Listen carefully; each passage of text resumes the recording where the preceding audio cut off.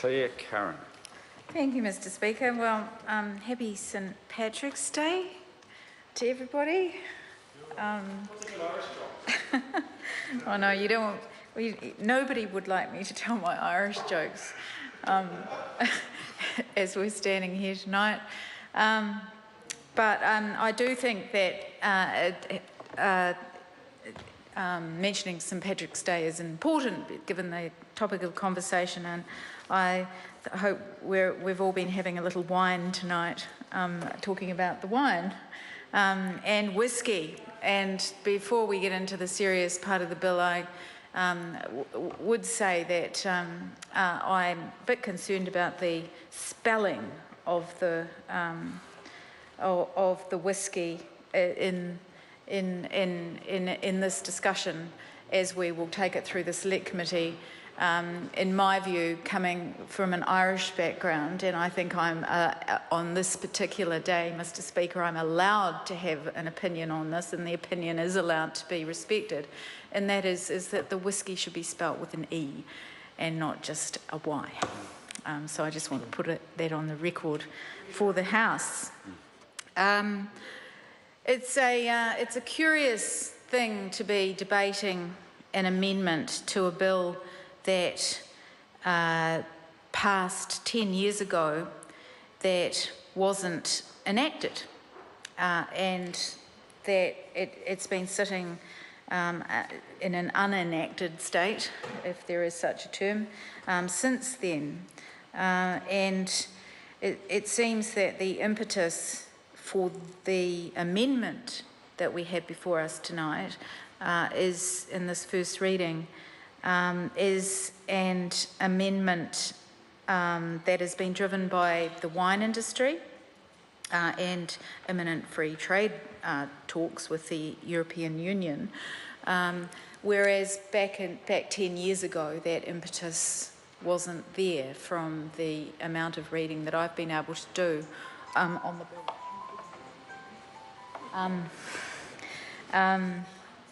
And this impetus has now changed, and I think the member across the House who got up before me to speak was quite rightly pointing out that the wine industry is becoming an increasingly important part of our economy. I think somewhere I might have been in the regulatory impact statement, there's a prediction that it's going to be $2 billion to our economy, value to our economy in the near future, and that is clearly important, and that our wine industry is a critical part of our economy, and we need to ensure that we're doing the best that we can to protect it. I know we're talking about geographical indications, which is a curious phrase, and no doubt one that we'll all become very familiar with over the passage of this bill. But I'm certainly keen for the geographical indication of Central Otago to become a meme, and for that to be a powerful meme, as I'm sure it is in our exports. Our major export markets being Europe and Australia and the US, as I understand it, with wine. So this bill seemed to come up again with a survey that was done by the Ministry of Primary Industry last year, around looking at, and there were a number of submissions on that and a number of options which are set out in the regulatory impact statement around how it should be dealt with again. As I said, the impetus for this seems to have come from the wine industry itself around ensuring that it's protected in the European market. And so Labor is supporting this bill to Select Committee because we think that this needs to be looked at again. And but as no doubt other speakers have canvassed through the afternoon, there are some substantial changes in this amendment than there were in the original bill 10 years ago in 2006, and the major amendment being to increase the increase the percentage of local as being New Zealand grapes in wine to 100% as opposed to 85%, and that was the option that was recommended following that survey and in the regulatory impact statement. And I think that's clearly something that will be debated in the Select Committee as to what the implications of that are, what the risks are of sticking with the existing bill, which is at 85%.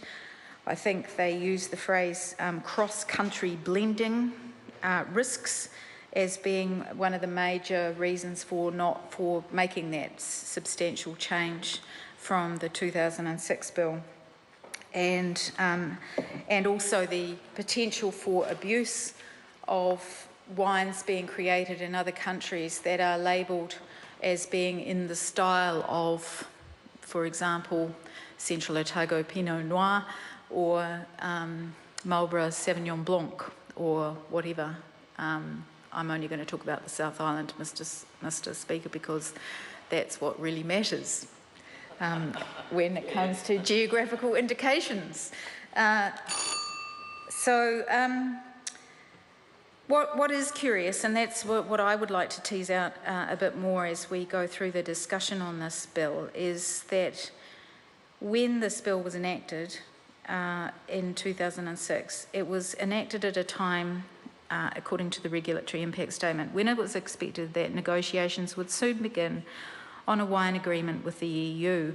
Now, those negotiations were never started, and at the time, the New Zealand wine industry didn't support the implementation of this Act, and as a result, it was never brought into force. So I think what we have to do is sort of do some catch-up around why things have changed, what are the benefits now, what will actually occur as a result of bringing this Act into force, and whether there will be any costs. And well, of course there will be costs, but what the implications of those costs will be, and whether they'll be costs primarily to the industry, whether the extent to which there will be a bureaucratic system that's set up to keep a register of the geographical indications, and what that will involve, and the pros and cons of that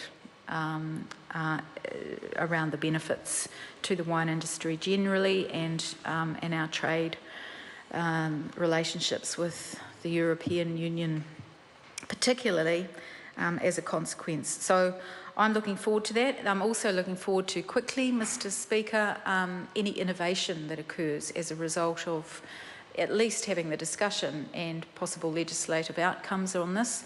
Around tracing, I think this is a really important area of innovation for food and wine and any other beverages produced from New Zealand, around the innovative technologies that are emerging around tracing what you eat, where it comes from, and the history and the soil quality, the geographical surroundings, etc.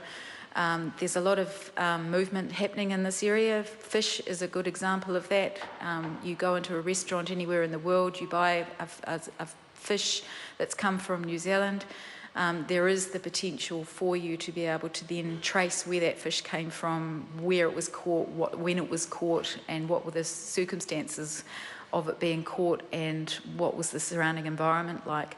That's value adding for New Zealand food and beverages, and I think that this legislation is taking a step in that direction in marketing the importance to the world of the wine industry, the grapes, the amazing environment on which they're grown, and that can only be a good thing. So we're supporting this bill to Select Committee.